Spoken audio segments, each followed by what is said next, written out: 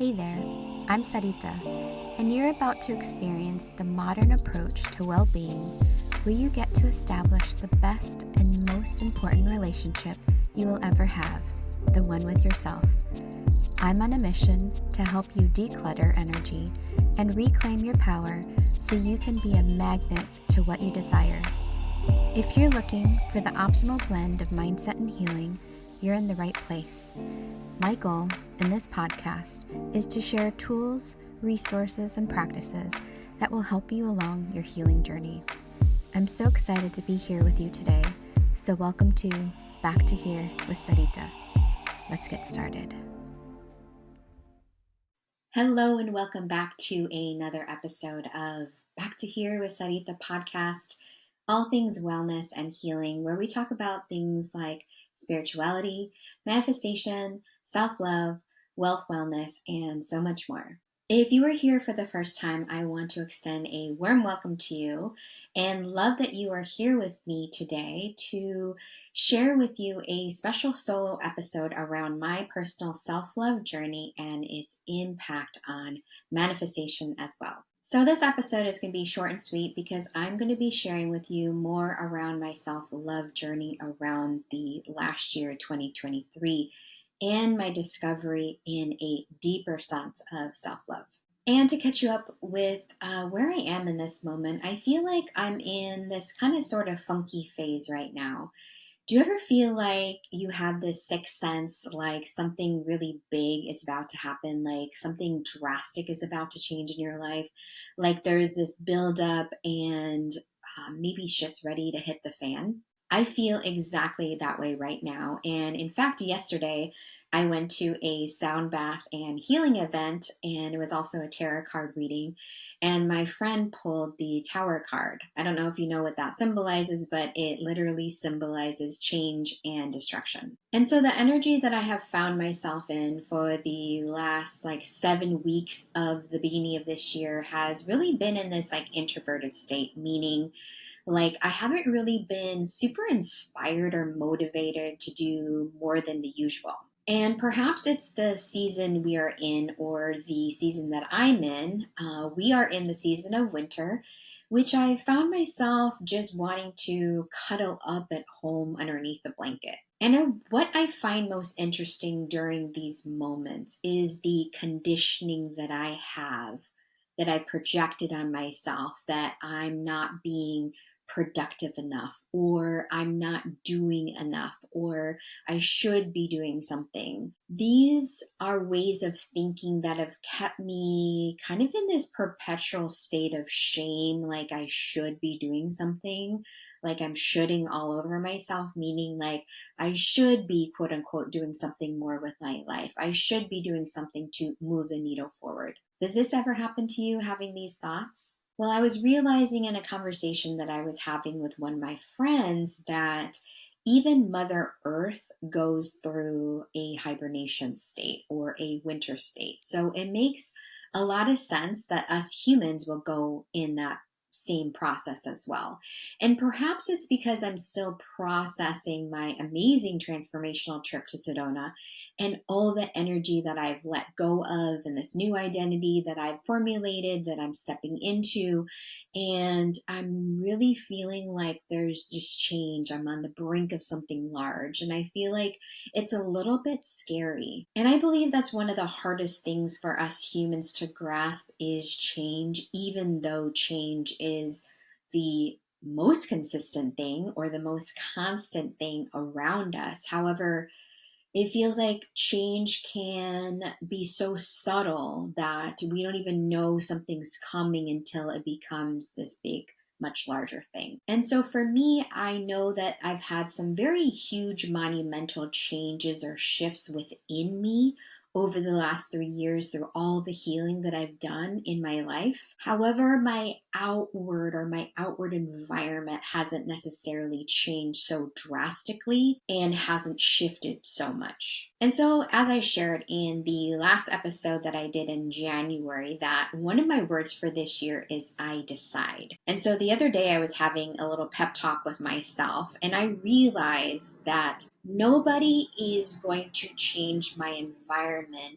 I'm the only one that can do that, right? And just the same with like, no one can do my healing for me. No one can change my internal environment. I have to change it. No one can change my external environment. So I feel like I'm on the horizon or the precipice of something big, and I'm not really clear on like what that is. And I'm definitely going to be do some more journaling, but I will share some more insight on that when I get more clarity. And so into the episode. So I wanted to share with you 2023 a little bit more around my self-love journey. And as you know, February is all about love, Valentine's Day. So I wanted to make this month a little bit more heavily on the self-love. And I feel like during the time when I was going through these things, I was it was really hard for me to reflect. And now that I'm unattached, I can see things so much more clearly than I did when I was in the midst of it. So I wanted to share with you how last year was a year that I could have had a little bit more self love. And so I look at the woman in 2023 and I look at her with so much more compassion now, because I know that last year when I was going through it was a year of heartbreak. And I'm not just talking about men, I'm talking about choosing to break my own heart. I saw or see now how deeply I believe that things and people around me were literally stealing my energy, like taking from me. And so, as a result of that, when 9 months in of the year ended up in September, I was feeling emotionally, physically, financially drained, not to mention completely heartbroken. You see, this is what occurred. Instead of fully focusing on myself and my healing after my 8-year breakup, I decided to reconnect with an old flame of mine from over a decade ago. And I was thinking, because we reconnected, I was thinking, quote unquote, he's the one. But during this relationship dynamic, I found it really interesting that what came forth from that was that I felt unseen, unloved, undervalued, pretty much all the things that I felt in my last relationship. And I noticed that not only was I feeling that in this dynamic, I was also feeling this on my online business. Like when I showed up on my social media or when I was sending an email, I felt like nobody was paying attention to me. No one was hearing me. No one was caring what I was saying. I felt really defeated often. And my pattern was that I just continued to give and to give, hoping that if I was to give just a little bit more, perhaps that person would realize how amazing I am, or that Instagram person that was viewing my stories would finally pay attention to me and interact with me. So instead of going deeper inside myself, like I always advise my clients to do, and build up this self worth muscle and self love muscle to break this perpetual cycle that I was creating for myself, what did I decide to do? I continued with this pattern and I continued to look outside of myself for fulfillment. And in March of last year, I ended up falling head over heels with somebody new in my life. And at that time, I was quite literally swept off my feet. And as we have said, love can be really blind. Like we're going down the freeway and not seeing the warning signs, not seeing the red flags. And actually, that's exactly what was happening with me. I was literally swept off my feet. I was along for the ride. And before I knew it, I was hyper focused on playing that role all over again. I was playing that role of the person who was seeking validation, fulfillment, and completeness from this other person. I literally lost myself in everything. And it was because I didn't have clear boundaries for myself, nor was I giving myself the self love, and I was not coming from a place of completeness. Before I knew it, I was repeating the same exact patterns of the overgiver that I knew that I was in my 8-year relationship. And it was a big reason for the split. So when September came around and that new fling relationship dynamic got cut off, I was left with quite the tornado of a scene and my head spinning and my deep inability to be honest with myself that I was perpetuating that cycle all over again. And believe it or not, this was showing up heavily in other aspects of my life. My business, my health, my mental health, my friendships, my physical health.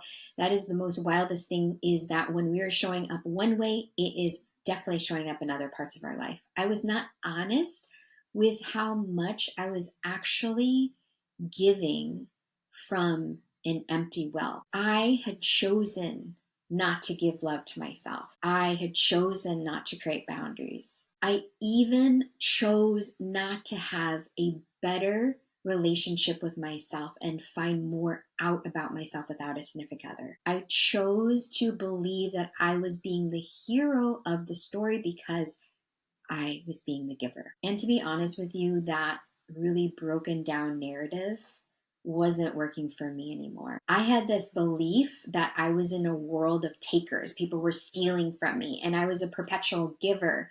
And I was always giving more, subconsciously thinking. I was always giving more and subconsciously thinking that by doing that, somehow, by giving more, I would somehow be more valued. But what it ended up doing to me was depleting me and making me feel so much more sad and alone and lonely that I've ever felt before. You see, friends, self-love is a choice.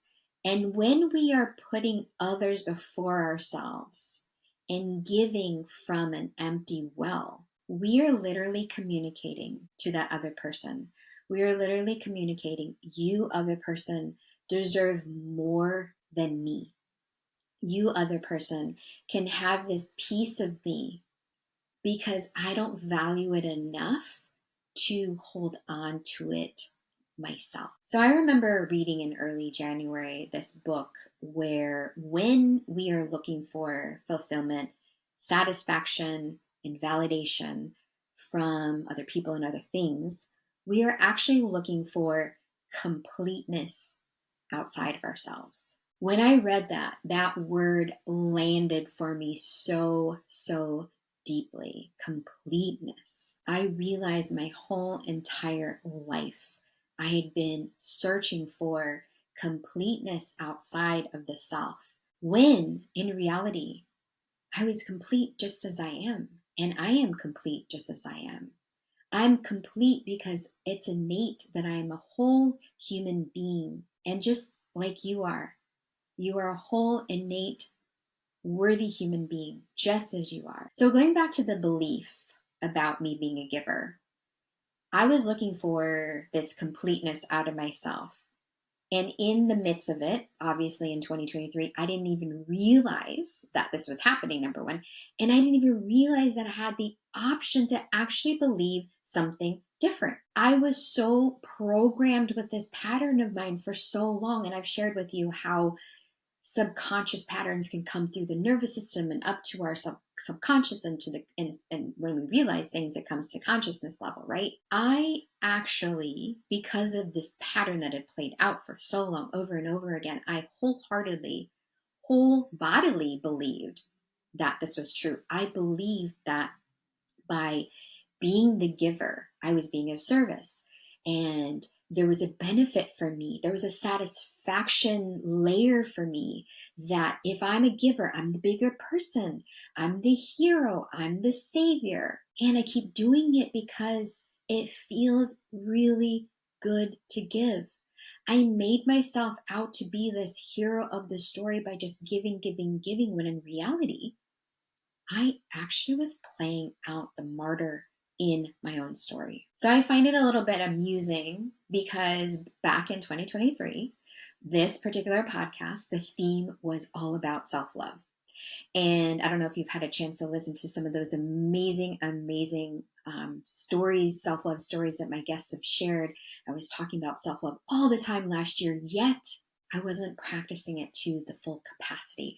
I wasn't allowing myself to give and receive love from myself. And that's the thing that I find so fascinating about manifestation or manifesting, is this ebbing and flowing of the universal energies. And there's this law called the law of vacuum that literally states, for you to be able to receive, you must make room for it, for energy to actually to go someplace, it actually needs to be room. And so as a perpetual giver, I definitely was giving, giving, giving. So I was creating space.